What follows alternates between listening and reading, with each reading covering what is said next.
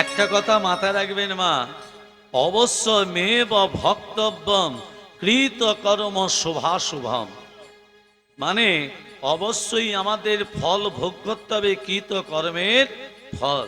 শুভ হলে হবে পূর্ণ, অশুভ হলে হবে পাপ। পাপ কোনোদিন বাপকে ছেড়ে কথা বলে না।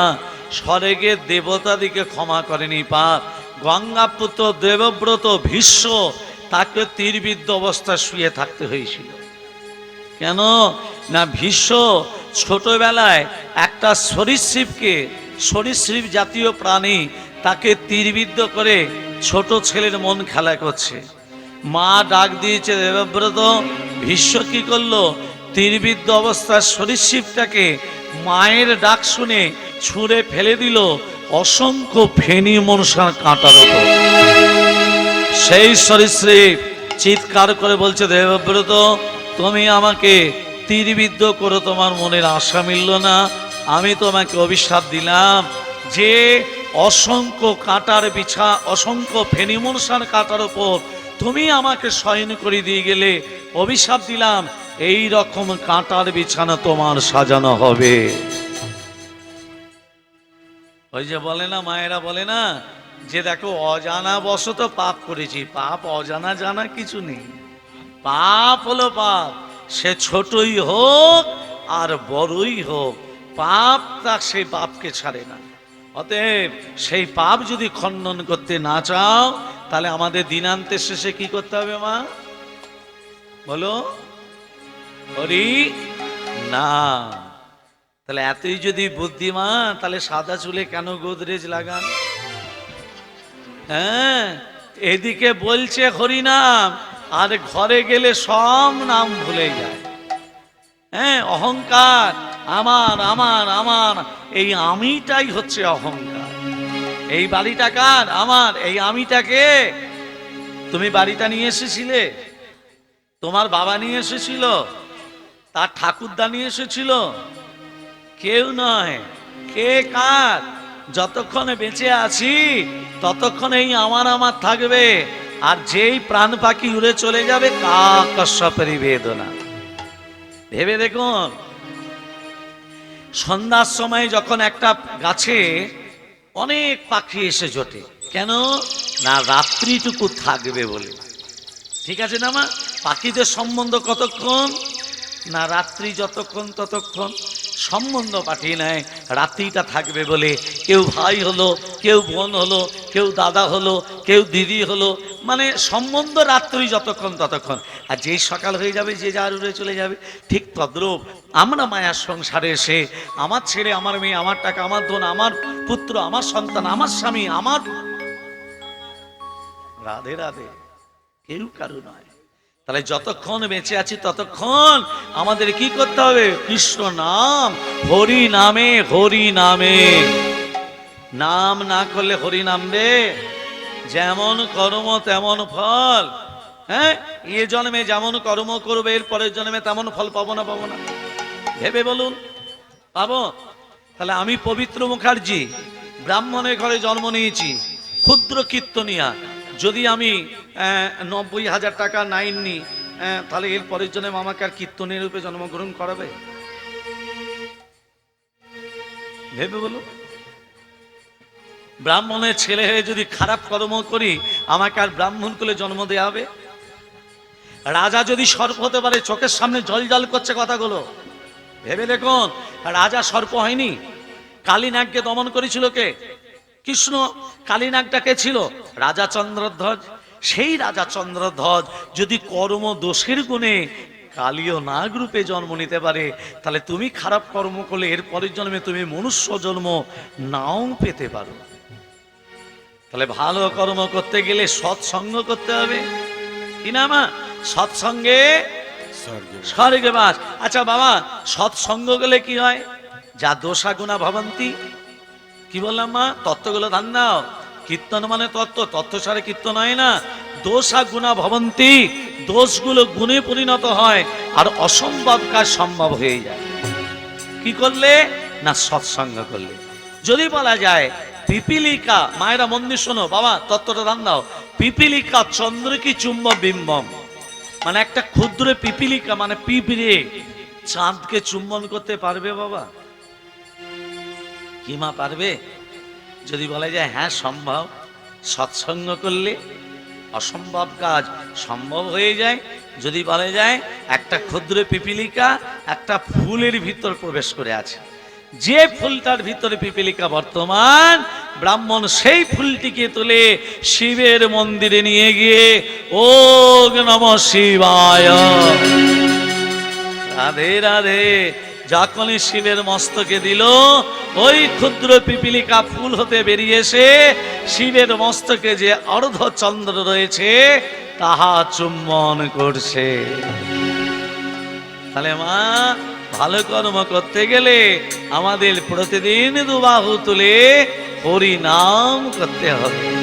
নিতাই এলো গৌর এলো, নিতাই এলো গৌর এলো, এলো দুটি ভাই, শঙ্করধ্বনি হুলধ্বনি সবাই মিলে দেয়। নিতাই এলো গৌর এলো, নিতাই এলো গৌর এলো, এলো দুটি ভাই, শঙ্করধ্বনি হুলধ্বনি সবাই মিলে গায়। নিতাই এলো গৌর এলো, নিতাই এলো গৌর এলো, এলো দুটি ভাই, শঙ্করধ্বনি হুলধ্বনি সবাই মিলে গায়। নিতাই এলো গৌর এলো, নিতাই এলো গৌর এলো, এলো দুটি ভাই, এলো দুটি ভাই, নিতাই এলো গৌর এলো, নিতাই এলো গৌর এলো, এলো দুটি ভাই, শঙ্করধ্বনি হুলধ্বনি সবাই মিলে গায়। নিতাই এলো গৌর এলো,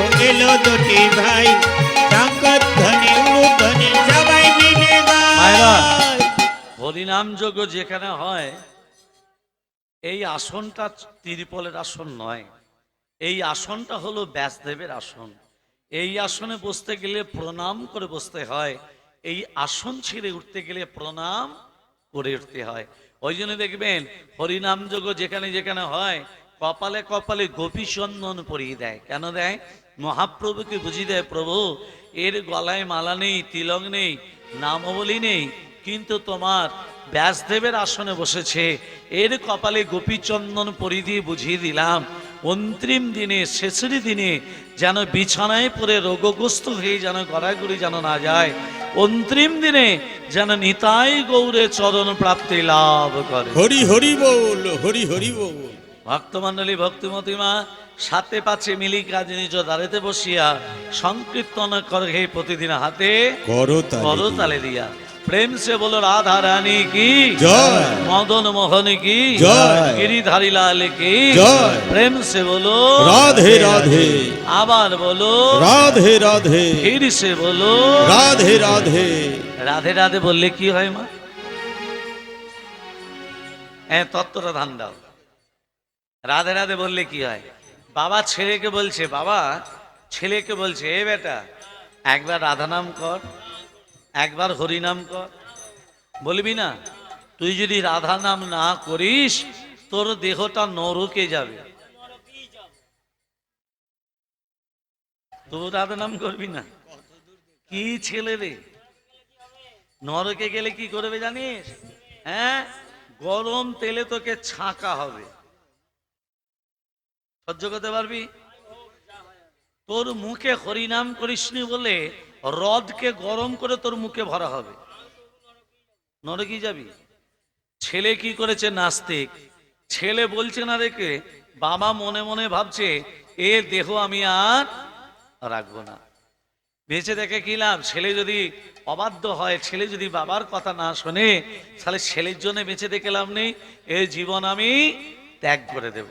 বাবা রাস্তার ধারে বসে বসে কথাটা ভাবছে, আর সেই পথ ধরে একজন পরম বৈষ্ণব চলে যাচ্ছে। বৈষ্ণবের মুখে কি নাম মা?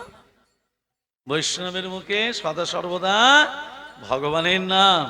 ভক্ত যদি খাওয়ায় মোরে আমি তবে খাই, ভক্ত যদি না খায় মোরে উপবাসে যাই। ভক্ত যদি হয় মোরে তবে আমি খাই। ভক্ত যদি না খাওয়ায় মোরে উপবাসে যায়। ভক্ত যদি খাওয়াই মোরে তবে আমি খাই। ভক্ত না খাওয়াই মোরে উপবাসে যাই। আমি ভক্তের ভগবান, আমি ভক্তের ভগবান, আমি ভক্তের ভগবান, আমি ভক্তের ভগবান, আমি ভক্তের ভগবান, আমি ভক্তের ভগবান।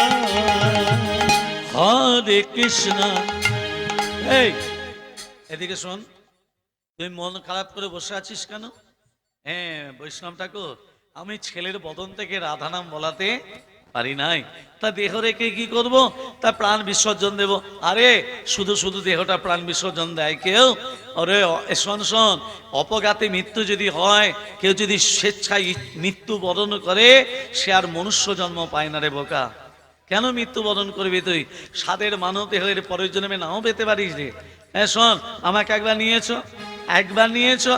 ছেলেটা ওমা যেই বৈষ্ণব প্রবেশ করেছে, ছেলেটা বৈষ্ণবকে দেখে লাঠি নিয়ে বেরিয়ে আসছে। জ্যোষ্ঠী মানে লাঠি নিয়ে, আজকে বৈষ্ণবকে মেরিয়ে দেবো।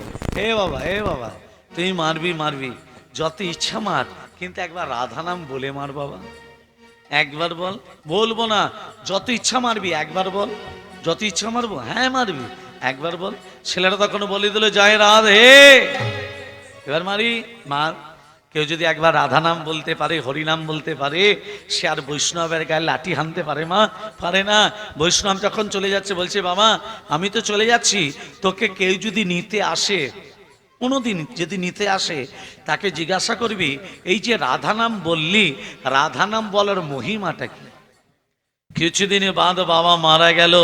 ওমা বাবার শোকে শোকায়িত হয়ে ছেলেটাও একদিনই তাই গৌর হরি বল। এবার মৃত্যু দেবতাকে মা দেবাদিদেব মহাদেব, যমরাজ নয়, মৃত্যু দেবতা হলো ভোলানাথ। যমরাজ যমদূতকে পাঠিয়েছে, এ যমদূত ছেলেটাকে টানতে টানতে নিয়ে এসো, জীবনে কোনোদিন হরিনাম করেনি, ওকে নরকে যেতে হবে, টানতে টানতে আনবে। হ্যাঁ যমদূত এসে বলছে এ বেটা জীবনে কোনোদিন হরিনাম করিসনি, এই আমার সঙ্গে চ, আমার সঙ্গে চ। তোর প্রশ্নটা কি? রাধা নাম বলার মহিমা। এই আর রাধা নাম বলে মহিমা আমি কি করে জানবো? শোন, আমি বলতে পারবো না। কাঁধে চেপে যাবি, তবে চাপ আমার কাঁধেই চাপ। হ্যাঁ কাঁধে চাপিয়ে যমরাজের কাছে এসে বলছে যমরাজ, ও যমরাজ, এই যে ছেলেটাকে টানতে টানতে আনতে বললাম না কাঁধে চাপিয়ে আনতে বললাম? ওকে কাঁধে চাপিয়েছো কেন? কি প্রশ্ন?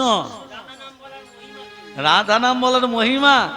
হ্যাঁ আমি বলতে পারবো না, আমি পারবো না বলতে। তাহলে এও কাঁধ থেকে নামবে না। আমি যদি বলতে না পারি, আরেকজন আছে ইন্দ্রদেব আছে, ইন্দ্রদেবের কাছে চলো। ইন্দ্রদেবে কি জয়। ইন্দ্রদেব বলতে পারো রাধা নাম বলার মহিমা কি? ইন্দ্রদেব বলছে বাবা আমি জানি না, কে পারে? ব্রহ্মার কাছে চলো। ব্রহ্মণদেবে কি জয়। ব্রহ্মণদেব বলতে পারো রাধা নাম বলার মহিমা কি? ব্রহ্মণদেব বলছে বাবা আমিও জানি না, কে পারে? একমাত্র দেবাদিদেব মহাদেব। আরে ভোলানাথ তো ধ্যানে বসে আছে, ধ্যানটা ভাঙাও না। ব্রহ্মা তুমি ধ্যানটা ভাঙাতে পারবে না? ইন্দ্র বলছে ব্রহ্মাকে। ব্রহ্মা এবার ভোলানাথের ধ্যান ভাঙাচ্ছে। কেমন করে দেখুন, ওং ধৈ নিত্যগমা হি সংরজতিগতি নিভ্যাম চার চন্নবদং সনদনা কলবজলংঘং পরশুমি গবর ভীতি হস্তং প্রসন্যাং পদ্যাসন সমস্তাৎ স্থূলতমমর গগনৈ ব্যাঘ্রোকৃতি বসনং বিশ্বদং বিশ্ববীজং নিখিলময়হরং পঞ্চোদক্তং ত্রিনেত্যাম ওং নমঃ শিবায় সন্তায় কালরতয় হেতবে নিবেদয়ামি তৎমানং তঙ্গতে পরমেশ্বর মহাদেব মহাপ্রাণ महायोगी महेश्वर सर्व पाप हरं देव मकराय नमो नमः। ओम त्र्यंबकं यजामहे सुगंधि पुष्टिवर्धनम् पूर्वार्पवन्दनात् मृत्युर्मृषममृतात्। ओम सर्वमंगलमंगल्ये शिवे सर्वतस्वाधिके शरण्यत्तमखे गौरी नारायणि नमोस्तुते। सिस्ते सिद्धिविनाशनं शक्तिभूत सनातनी गुणस्य गुणमयी देवी नारायणि नमोस्तुते। शरणागत दीनत्य परित्राणपरायणे सर्वशास्त्र हरे देवी नारायणि नमोस्तुते।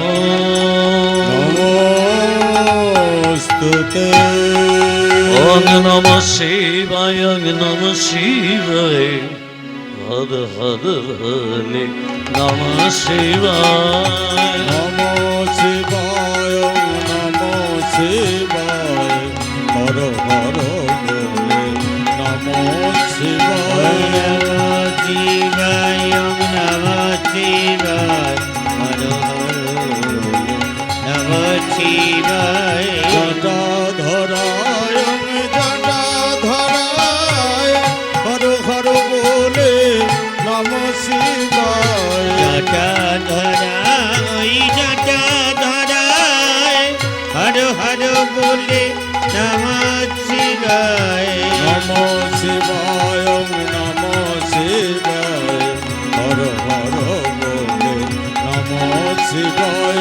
नमः शिवाय नमः शिवाय हर हर बोले नमः शिवाय। त्रिशूलधराय त्रिशूलधराय हर हर बोले नमो शिवाय। त्रिशूलधराय त्रिशूलधराय हर हर बोले नमः शिवाय। नमो शिवाय नमो शिवाय हर हर बोले नमो शिवाय। नमः शिवाय नमः शिवाय हर हर बोले नमः शिवाय। डोंगरी धराय हर हर बोले नमो शिवाय। डुबुरी धराय डुबुरी धराय हर हर बोले नमः शिवाय। ভোলানাথ তখন বলল, শোনো, কেউ যদি মায়েরা অন্তর দিয়ে রাধা নাম বলতে পারে, হরিনাম করতে পারে, সে মারা যাবার পর তাকে নরকে যেতে হয় না। কাঁধে কাঁধে কাঁধে কাঁধে চাপিয়ে ইন্দ্রলোক, ব্রহ্মলোক, শিবলোক সব লোক অতিক্রম করিয়ে শ্রী হরি নারায়ণের চরণাশ্রিত হয়ে যায়। হরি হরি বল হরি হরি বল। তাহলে সেই জন্য হরিনাম যজ্ঞে যারা আসে তারা সবাই মিলে কি বলে?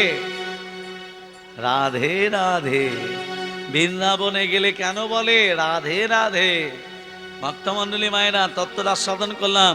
চলুন, আজকে যেখানে হরিনাম হয় সেটা হলো বৃন্দাবন। এই বৃন্দাবনে সবাই মিলে হরে কৃষ্ণ হরে কৃষ্ণ কৃষ্ণ কৃষ্ণ হরে হরে হরে রাম হরে রাম রাম রাম হরে হরে। হরে কৃষ্ণ কৃষ্ণ কৃষ্ণ কৃষ্ণ হরে হরে হরে রাম রাম রাম হরে হরে। हरे कृष्ण कृष्ण कृष्ण हरे हरे हरे राम राम राम हरे हरे। हरे कृष्ण कृष्ण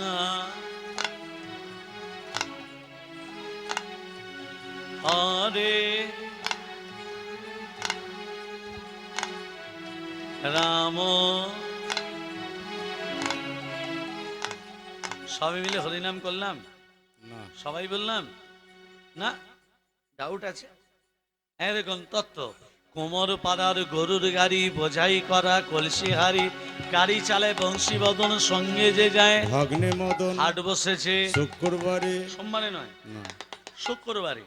বক্সিগঞ্জে পদ্মাপারে জিনিসপত্র জুটিয়ে আনে, গ্রামের মানুষ বেচে কেনে উচ্ছে বেগুন। পটল মূলো, তত্ত্বগুলো কি? পটল মূলো। পটল মূলো।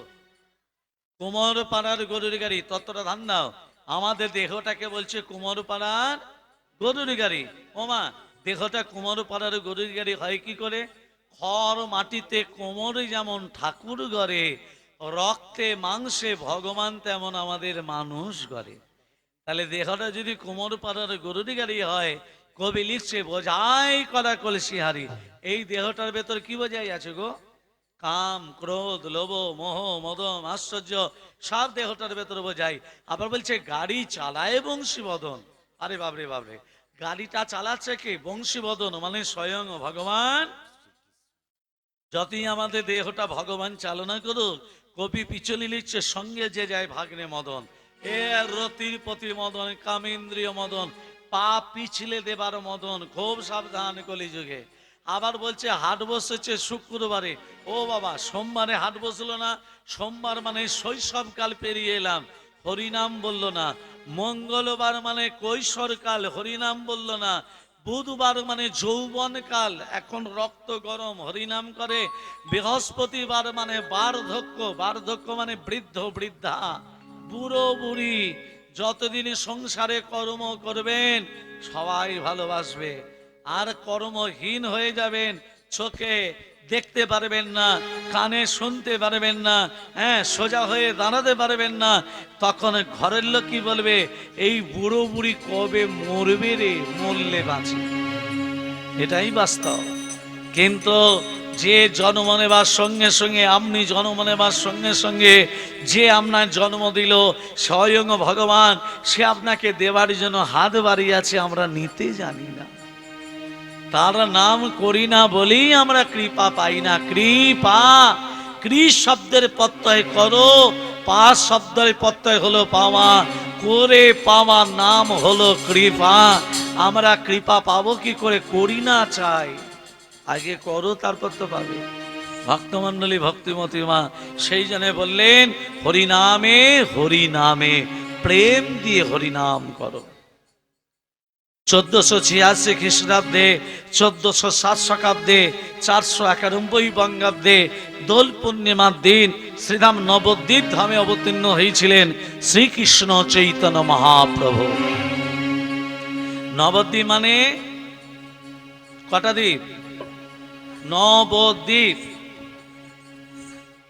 নয়ে, হ্যাঁ, 9টা দ্বীপের নাম অন্তদ্বীপ, সীমন্তদ্বীপ, কদ্রুপদ্বীপ, মাদ্রুপদ্বীপ, মধ্যদ্বীপ, কোনদ্বীপ, জানহদ্বীপ, ঋতুদ্বীপ, রুদ্রদ্বীপ। মনে রাখবেন 9টা দ্বীপের নাম। এবার বলি, এটা তো মহাপ্রভুর আবির্ভাব তিথি বললাম। এবার চলুন কৃষ্ণের আবির্ভাব। কি মাস? ভাদ্র মাস, কৃষ্ণ পক্ষ, অষ্টমী তিথি। আর কি কি? ভাদ্র মাস, কৃষ্ণপক্ষ, অষ্টমী তিথি, রোহিণী নক্ষত্রে, নিশ্চিত সময়, আয়ুষ্মান যোগে, কৌলিক বরণে, সিংহ রাশি চন্দ্রে, বিষ লগ্নে, রবির হোনায়, বুধের দে কর্ণে, শুক্রের নামাংশে, মঙ্গলের রাধাংশে, বৃহস্পতিবার তৃতীয়াংশে কৃষ্ণের আবির্ভাব। মনে থাকবে? হয়ে গেল। এই তত্ত্বগুলো বুঝতে হবে মা। কীর্তন মানে তত্ত্ব, তত্ত্ব ছাড়া তো কীর্তন হয় না। ভাদ্র মাস, কৃষ্ণপক্ষ, অষ্টমী তিথি, বাকিগুলো রোহিণী নক্ষত্রে, নিশ্চিত সময়, আয়ুষ্মান যোগে, কৌলিক বরণে, সিংহ রাশি চন্দ্রে, বিষ লগ্নে, রবির হোনায়, বুধের দে কর্ণে, শুক্রের নামাংশে, মঙ্গলের আধাংশে, বৃহস্পতিবার তৃতীয়াংশে। শ্রী গৌরাঙ্গ প্রেমের নাম বিলাতে এলো নদিয়ায়। শ্রী গৌরাঙ্গ প্রেমের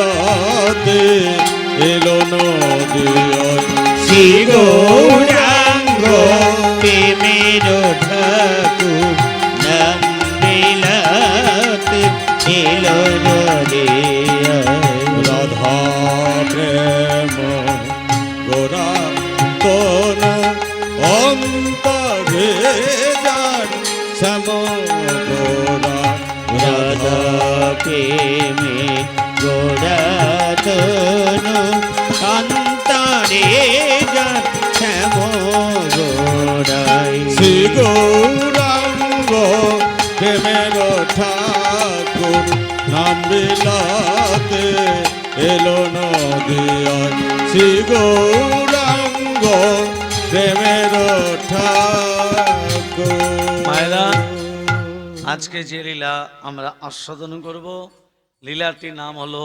অত্যাচারী কংস।